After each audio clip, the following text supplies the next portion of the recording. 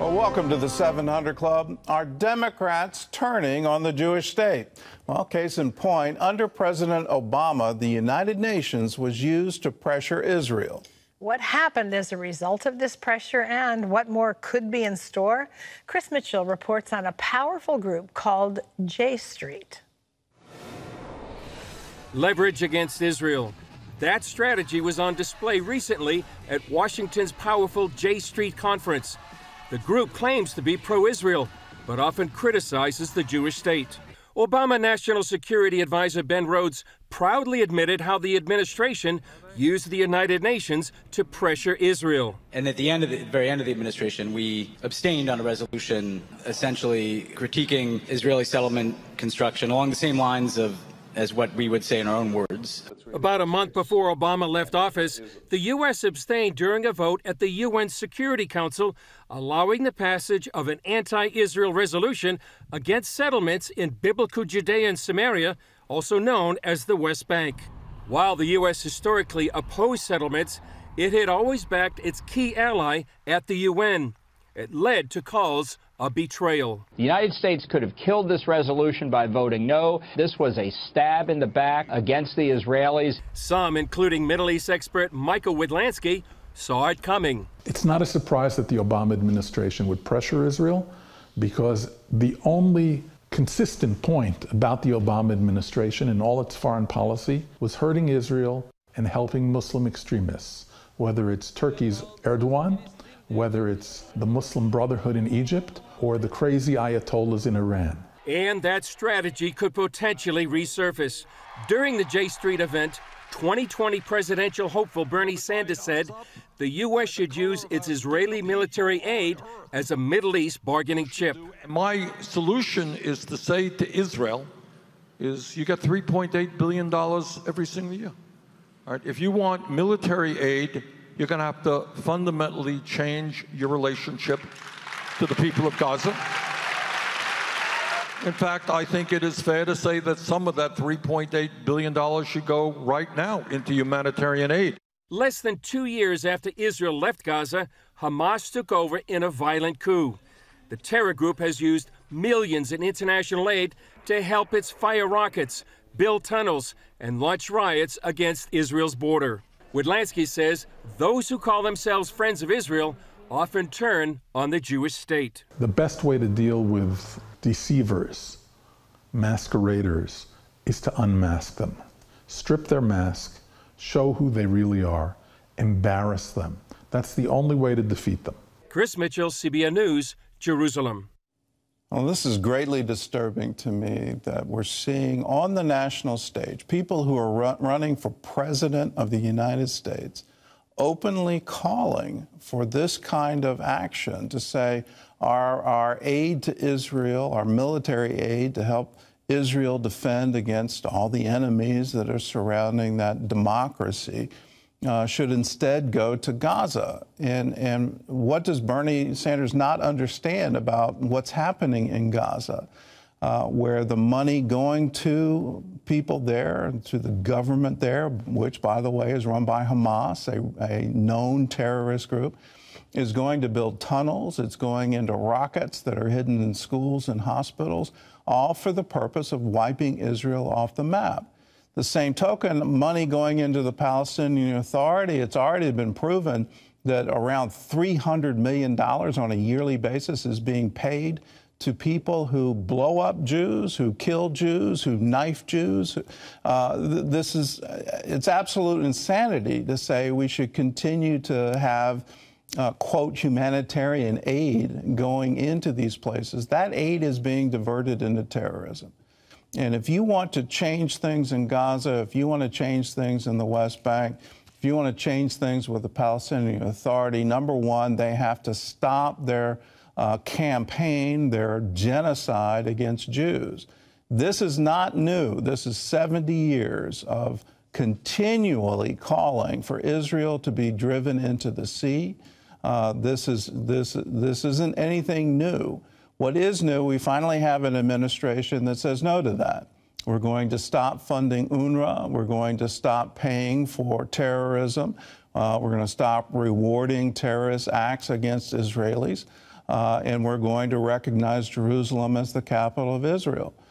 Those are wonderful developments, but to see on the national stage this now being turned and as a matter of policy, Democrats saying, well, we need to change things in Israel. No, we don't. We need to keep the pressure on the Palestinians and hope that they give up this horrible ideology to drive Israel into the sea. In other news, Democrats have opened the door to the next phase in their impeachment probe. Ephraim Graham has more of our top stories from the CBN newsroom. Ephraim?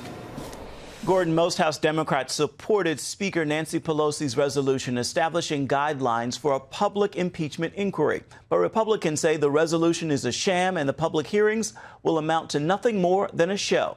As Jennifer Wishon now reports, those hearings could start playing on television screens in a matter of weeks.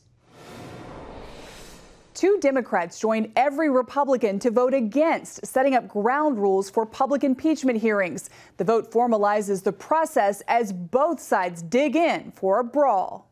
Appearing on late-night TV, House Speaker Nancy Pelosi says she's defending democracy. The most important thing for the American people to realize and understand is no one is above the law. Under rules approved by Democrats for public impeachment hearings, the Intelligence Committee will release transcripts of those interviews it's been conducting behind closed doors. Republicans can issue subpoenas for witnesses, but only if Democrats approve them.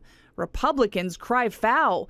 The president tweeting, "Read the transcript," and "the greatest witch hunt in American history." I was in an impeachment deposition, but then had to leave that to come to the floor for a vote on the rules for impeachment. The House vote comes days after the president met with his Evangelical Advisory Board at the White House. We basically told him, Mr. President, you fight well alone, but you're not going to have to fight well alone, because we're going to be standing right there with you every step of the way, because we don't actually believe this is about President Trump at all.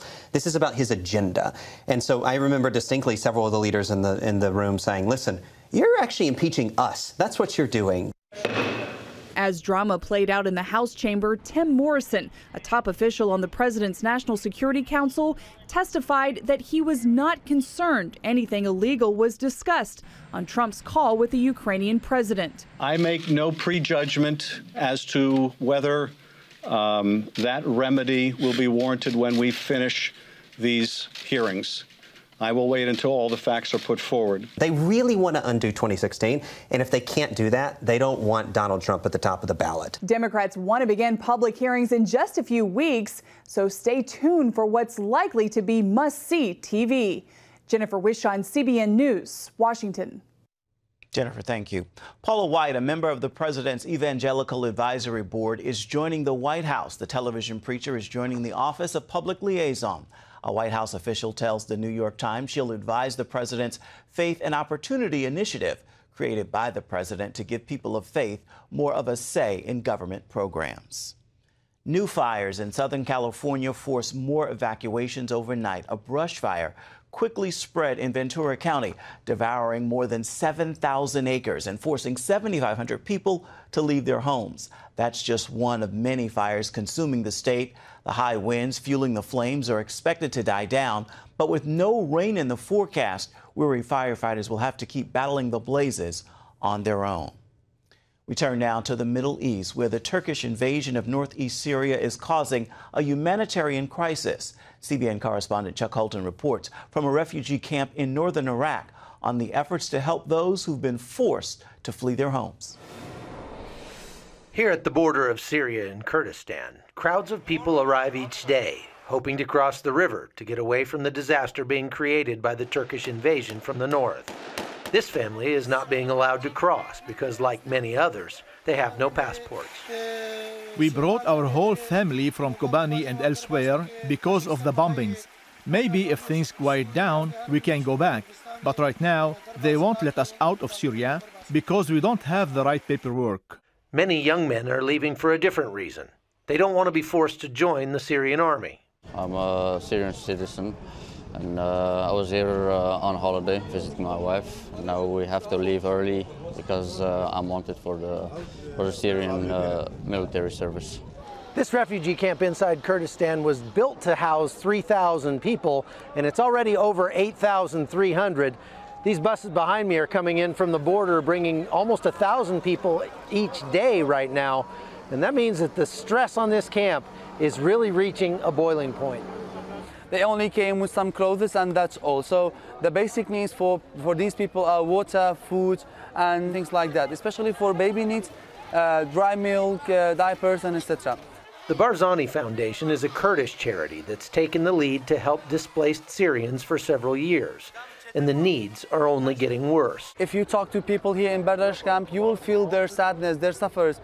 They lost hope. This is the biggest problem for these people. So this is obviously going to be a long-term problem. Operation Blessing is partnering with the Barzani Foundation to make a difference in the lives of these people and get them the supplies that they need to survive another day. We don't hate American people.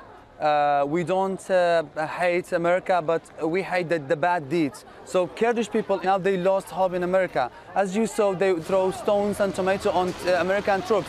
I hope President Trump looks over all his decisions to decide where is the best for the people. If he does that, then I'm sure people will welcome them with flowers once again.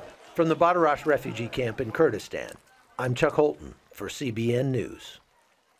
Heartbreaking, but good to know that Operation Blessing is there as well. Gordon? Yes, and if you want to be a part of that relief effort, all you have to do is go to our website at cbn.com and say, I want to give a designated gift. You can call us, 1-800-700-7000, or you can mail us Disaster Relief Fund, CBN Center, Virginia Beach, Virginia, 23463. And then we've got a new thing where you can text to give. You can text OB Disaster to 71777. So OB Disaster to 71777. It's just OB Disaster to 71777. But call us, 1-800-700-7000. If you want to be a part of that relief effort, we're providing food, we're providing water, we're providing emergency kits, blankets to those refugees leaving a horrible situation. If you want to be a part of it, call us, 1-800-700-7000.